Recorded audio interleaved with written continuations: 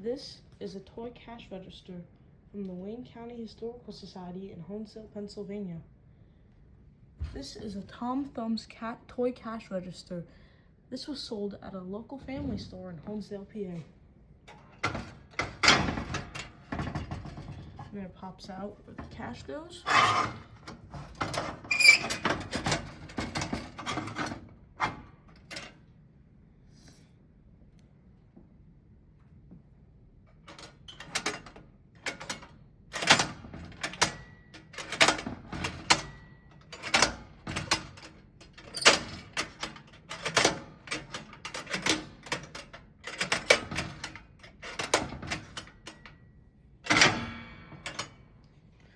For other interesting objects like this, come check out the Wayne County Historical Society in Honesdale, Pennsylvania.